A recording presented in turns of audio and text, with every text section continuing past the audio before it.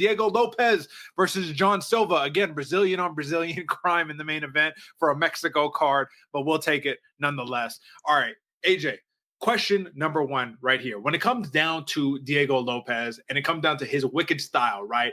Big puncher. He's huge for the division, so that's already going to be a little bit of a interesting dynamic in this fight right here. But he has one very, very clear deficiency in his game. Some would say that it's the entire camp that he trains with, their major flaw. And I want to know how you think that this is going to be impacted by John Silva.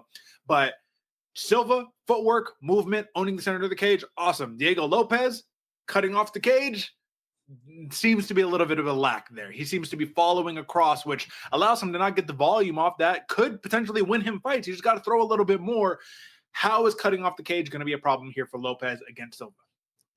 Well, especially with the confidence and almost the reckless approach that John Silva brings, if you're going to keep following the fighter the entire time and how quick and fast and powerful he is, he's going to be counter-striking you when you're not in an optimal position. So especially cutting things off, making sure you're corralling him into a place where you can have that upper hand, that's going to be the best place for Diego Lopes to be, excuse me. How's it going to be detrimental though, man? We've seen Diego Lopes, especially when he's kind of put up against adversement, right? He is faced with that little bit of struggle. He tends to sit there and wait to see what you're going to do. So that way he's able to go forward, leading to more following. And I don't know if he's going to be the prime example of being able to cut that corner and actually step off to the side to stop John Silva from moving.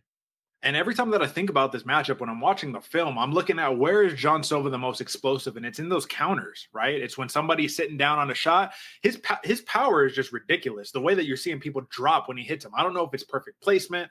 I don't know if it's just uncanny power at 145 pounds. But when he's touching people, they're not particularly eating it. Now, I do respect Diego Lopes's chin. I think he's going to be really durable in this fight. We'll talk about that more in a second. But really, it comes down to Diego Lopes. When he gets hit and he wants to hit back, he sits down and he'll throw three. You know what I mean? And he'll sit there, chin in the middle, and just kind of swing them out. That really worries me from a John Silva perspective of being able to just land that one on the temple, crack him on the chin, pull a Charles Jourdain, where he just has that collar tie, hits him with the uppercut, a step-in elbow. Just any of those tools seems to be problematic if Diego Lopes is just caught following the whole time. I don't really see him trying to wrestle too much in this matchup, and him using his length he's not really that style of fighter. He wants to be aggressive. So what can he do to mix this up for John Silva, who doesn't have the highest output himself? Yeah, that's exactly where he needs to take advantage of it, Derek. Find the moments in the chaos, because if we know one thing John Silva is going to be bringing, it's chaos to this fight, my man. He's going to be putting the pressure on you. He's going to be trying to be a showman, hands down, talking, making this a John Silva fight who we're used to seeing. And in those moments when John Silva finds that little bit of break, that's when Diego Silva needs to push that pace, gain that control, and find those moments. That's where he's going to find the biggest success right here, even if he can, and that leads to somewhat of a knockdown or gain control over position, nullifying John Silva's strength, especially going forward later into the rounds as the fight goes. That's going to be key for him in this fight. Yeah, it's going to sound silly, man, but I just think that Lopes needs to really avoid standing tall and fighting at mid-range, which is hard because he's the taller fighter he's good at mid-range. You know what I mean? I just think you got to avoid that in this fight here against Lopes. Now, I do think grappling can come into play here. Don't get me wrong. I don't think Diego Lopes is going to be shooting blast doubles necessarily. He's got great jiu-jitsu. Wrestling is a different story. But we've seen John Silva be taken down before and held down. We've seen it. And I think that that's an easy way to rack up points isn't the right word to say, because you never know these days if just sitting on somebody and holding them is going to get you the same credit that it has in other fights in different areas of the country. But I think that you kind of want to mitigate the power of Silva as much as possible. Is that the correct approach? Grapple?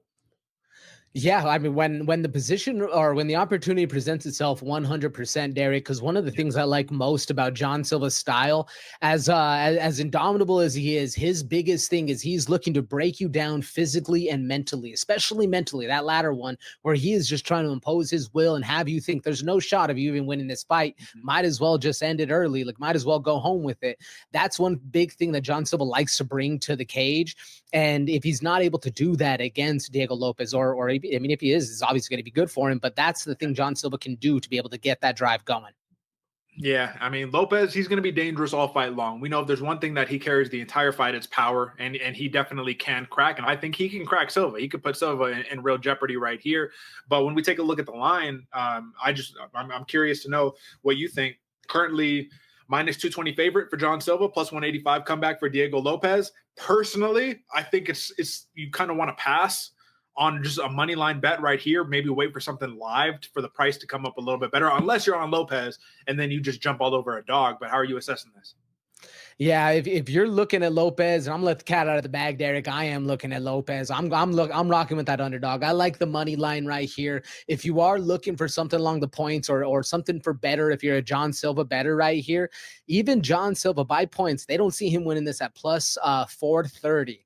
It's looking more like the odds makers are looking for the under. They're looking at the John Silva by TKO at plus 105 and the over under. I mean, it is favored towards that early finish Silva style of fight. Yeah, no, that's fair right there. 2.5 rounds is what I'm tracking for the total right now. That's not what you got. Yeah, I got 3.5 over here on 3.5. Okay. FanDuel. Yeah, Yeah, but I'm tracking 2.5 minus 150 for the over, plus 120 for the under, and at that number right there, I really like that over. What do you think? at that number right there, I really like that over, Derek. That's really interesting, folks. So make sure you check out what sport book you're looking at. I Yep. have over 3.5 at the under or at the plus money. So plus 108 for the over right here. And especially if you're looking at a 2.5 at the over at minus money. I mean, that over is starting to make a lot of sense right there. No, you're right. So let's just try. I'll just take this number from FanDuel then. We'll just look straight from here. And yeah, 3.5 plus 108 minus 138 for the under. What's your final play on that one, man? Because I think I'm still leaning the over, and here's why. I think John Silva can hurt Diego Lopez. I think he could finish Diego Lopez. So I'll let the cat out the bag too. Let's go ahead and put it up on the screen. But I think Lopez is going to be more durable than not, man. I think he's going to extend this fight out, even if this fight does go to a finish. I wouldn't be surprised to see this one go to points, to be completely real with you, because Diego Lopez, he has heart, man. If he has anything, he has heart. We haven't seen John Silva be in a position to have to showcase that heart, but I think this one gets extended a little bit further, regardless of which side of the coin you're playing. Well, I actually 100% agree with you, Derek. Yeah. I like the over the most in this, especially at plus money with the heart and the style we've seen over Diego Lopez, not only in his last fight against Volkanovski, but also his entire career. I would agree with you. It's going to take a lot to put him out unless John Silva just cold cocks him to sleep. I think Yeah. this one is the over is a good bet. All right. Well, there you have it, folks. It's contentious. It's split. But if there's something that we like right here, it's over 3.5 rounds, according to FanDuel at plus 108. That's your main event. Now let's go ahead and let's start shooting through the remainder of these ones here, AJ. All right. Sorry, that's not the page. Here we go. Co-main event right here, man.